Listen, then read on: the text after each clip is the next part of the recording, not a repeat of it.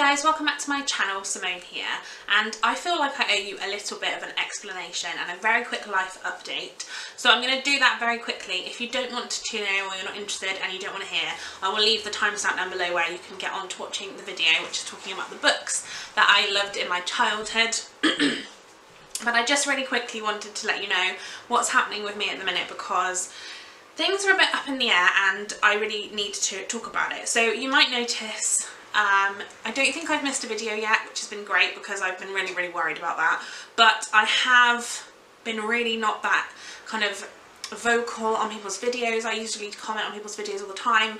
I'm normally quite good at replying to comments on my videos, and honestly I've just not been kind of active so much at the moment. And a couple of weeks ago I had a very big dip in my mental health, which was down to something that happened in my sort of family life. And although I don't really want to go into it too much because for privacy issues for my parents especially, I will just quickly say that my parents have decided to separate, and so my life for the last 2 weeks has been essentially going between my flat and my dad's house because people are moving out and things are happening. So I will be moving in with my dad. That is kind of a decision that I have made that works for both of us. My dad has a little dog called Preston who I love, and I'm sure if you follow my Instagram you'll know that I often post pictures of Preston, and there'll probably be more now that I'm going to be living with him. But basically my dad works nights, so it's very difficult for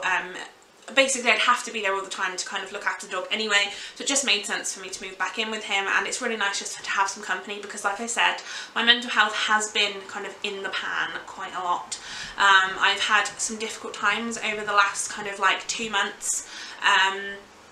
I'll also say very briefly, I had a miscarriage in December, which was horrendous. It was after Christmas and before New Year, and it kind of went on for like a week, like 2 weeks, and honestly, like I said, it's just been really horrible. So like I said, there have been lots of things. BookTube is the one thing that keeps me going all the time, and honestly I'm so annoyed with myself that I've been kind of so inactive. But the main reason for that is that at the moment my dad does not have internet at his house because it's been taken out to go with my mum, and so right now I'm in the process of getting my internet moved over there, but like I said, it's just going to be a bit of a nightmare. So I'm trying today, which is why this video is so dark, because I'm filming after work in the evening, which I never normally do, but I'm trying to get some videos filmed so that I can get them edited and uploaded and scheduled, because like I said, it's just been a bit of a nightmare and I've been a bit everywhere. So that is the reason why you might miss me.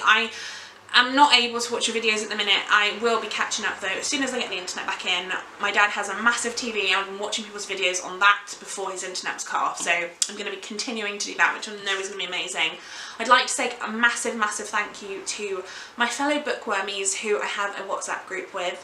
We have Nicole from A Beautiful Chaos of Books, Charlie, Brooke, Andrea. I don't think Andrea has a channel, but I want to say thank you to her anyway. We have Heath, we have Kieran from Key Reads, who is amazing, and also really incredibly talented, and I'm going to link his music video that he did down below because I was literally blown away.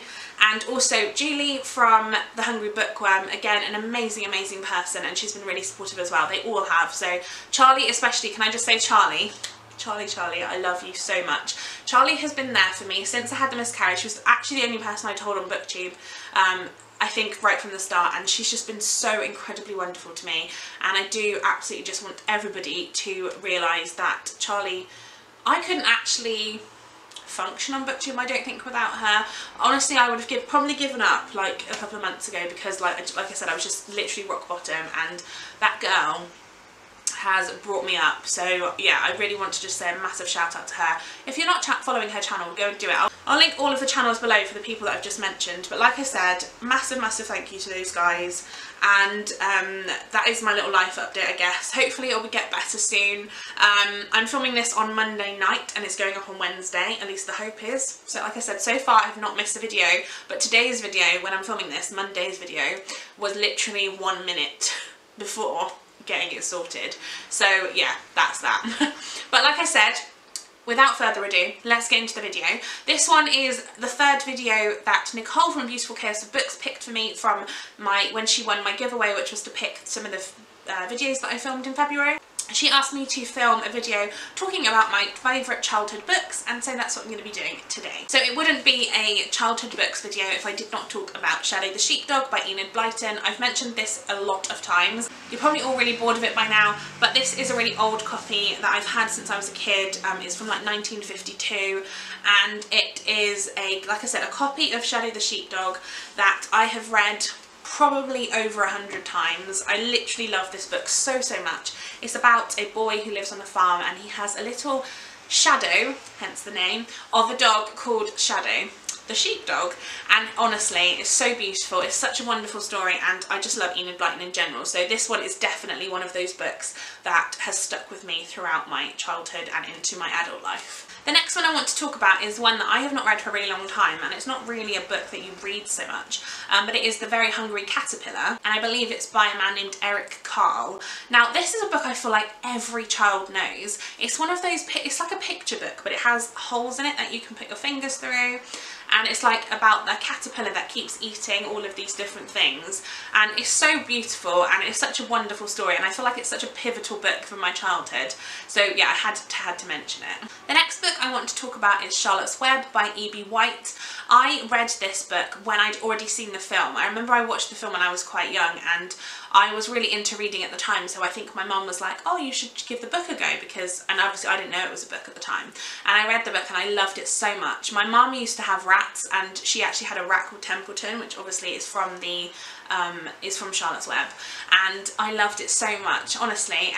If you don't know, Charlotte's Web follows a spider named Charlotte who makes friends with Wilbur, a little pig, in a farm, and they kind of get into all sorts of mischief, and it's about a little girl who owns the pig, or loves the pig basically, and it is so beautiful, and it's obviously animals, and I loved animals as a kid.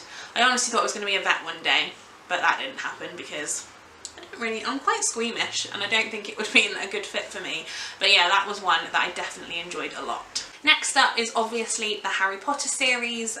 Again, it's not really a surprise, I'm sure you all know that I am in love with the series. I've just got here the Harry Potter and the Chamber of Secrets because it's next to me, because I filmed my Harry Potter episode, which is the second one, which I'll link down below, of my read along, and it's such a wonderful story. It really means a lot to me. There are so many things in this that literally give me so much happiness, and if this series didn't exist, I don't know how much of a reader I would be at this point, because I think I was slowly going off reading a little bit, just because I could never find books that I was really interested in, and then I read this series and it really just sparked joy, as Marie Kondo would say, and yeah, I absolutely love this. Next up, I want to talk about a couple of series that I read as a child. So there were three, actually, not a couple, three. One of them was The Sleepover Club. I couldn't tell you who they're by, but I'll obviously put pictures up on the screen. The Sleepover Club was about 4 girls, I believe, who used to have sleepovers, and I think it was like every weekend they would sleep at one of their houses, and it went around like a little club, and they used to kind of like have themed sleepovers and all that sort of thing. And I remember really wishing I could be in a sleepover club when I was a little kid. Like, it was literally something I was aspiring to so much, but it just wasn't really a thing. I think it's more of an American thing, but yeah, I absolutely love that series. And then another club one was the Babysitters Club, which most people know. This follows, I don't remember how many, I think there was like 5 or 6, but then there was like other little like people involved as well. And it was basically a group of girls who used to babysit for their neighbours or people in the neighbourhood, and so they had like headquarters where they'd get phone calls from people, and they'd like make appointments for babysitting, and it was amazing. Honestly, it was such a good, again, it was another one that really inspired me, and I really wanted to be part of that. I never really actually babysat anyone because I didn't know many young children at the time, but it's definitely something that I really loved the idea of, and yeah, it's just a beautiful set of stories, and yeah, I definitely recommend the Babysitters Club. And then the other one was the Sweet Valley High twins, which were, I can't remember their names, I feel like it was Jessica and something else, but I can't remember. But they were twins who went to Sweet Valley High, and it was kind of about that and the different things that they did. And again, it was another great series, and I really loved it. Next up we have a book that I actually read when I was in secondary school, but it's kind of like a children's book, so I really wanted to talk about it, and that is The Little Prince by Antoine de Saint-Exupéry, which is a French book, and actually I read it in my French class, so I read it in French. But for my class I had a French copy of the book and an English copy of the book, and I absolutely to this day still love it. I think it's an amazing story. It's really beautifully written, and there's so many wonderful poignant meanings and kind of like thoughts behind it, and it's just so wonderful. I absolutely adore it, like I said. And yeah, it's definitely one that I think, especially if you're learning French, I think it's a really fun one to kind of like read in French and kind of compare to the English version, because like I said, it was really well done, really well written, and a really beautiful translation as well. We then have all of Roald Dahl's books. I mentioned recently that I reread James and the Giant Peach and did not like it at all. I was really confused by the ending because I didn't remember it, but I think that was definitely a exception, not the rule. I loved Matilda, was my favourite. I used to have a big bind up, and I'm really sad because I think I have got rid of it now, but I used to have a bind up that was like in a pink cover. I'll try and find the cover for you, but it was beautiful, and it was the BFG, Matilda and George's Marvellous Medicine all in one, and I think the BFG and Matilda were my two favourites, but I would read all of them, to be honest. And yeah, they were just wonderful. I used to always also have like this big collection of his like poems and different stories and things, which was another one that was great. So yeah, definitely Roald Dahl in general as an author was just a wonderful thing from my childhood. Another person who was wonderful in my childhood and who I read all of their books multiple times, and that was Beatrix Potter, and especially like The Tale of Peter Rabbit and Miss Tiggywinkle the Hedgehog, and honestly I loved all of them. They were wonderful, and they really just gave me that like feeling. And I used to have a box set that was like this white cover, and most people probably know what I'm talking about, but it was so wonderful, and I used to have them on the side. There was poem ones, there was stories, and every one of them just really tickled my kind of like heart. Tickled my heart, is that even a phrase? I don't know. It was just beautiful, and like I said, I absolutely loved it. And then the last one I want to talk about is The Indian in the Cupboard by Lynn Reed Banks, which is so wonderful and so underrated.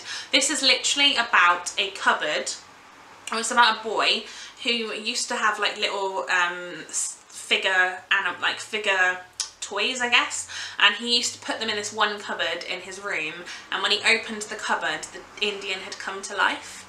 And so whenever he put things in the cupboard, they'd come to life. And honestly, I don't know. I think there's a film of The Indian in the Cupboard, which I've never seen because I'm too scared to watch it. But I would love to reread that book because it was such a wonderful book, and I've read it, I know I read it so many times, along with The Borrowers. That was another one. The Borrowers, I don't remember who it was by, but The Borrowers was such a beautiful kind of, it was a story about these little mini people, like humans, who used to kind of like go around houses and like borrow things, like thimbles they'd use as seats, and they'd use like all these little things as like, they had this whole like house underneath the house, and yeah, amazing, honestly. So yeah, I miss some of the books I read as a child. I think that's really sad. But yeah, that is the books that I loved when I was a child. Thank you, Nicole, for picking this as a great video idea. I'm really excited that I did it. Like I said, guys, I hope you understand why I'm not being as active at the moment. Like I said, I'm hoping to get back on it in the next couple of weeks, but it is just a kind of a difficult period at the moment where I'm trying to readjust to kind of life in a different kind of setting. Also a massive thank you because I finally hit 400 subscribers. I say finally, it's not been that long since I did my 300 subscriber giveaway, which I think is absolutely amazing. So thank you so much if you have subscribed to me, because I love you all so much. Give this video a thumbs up if you enjoyed it, and subscribe to my channel if you haven't already, and I will see you on Friday for my next video. Bye guys!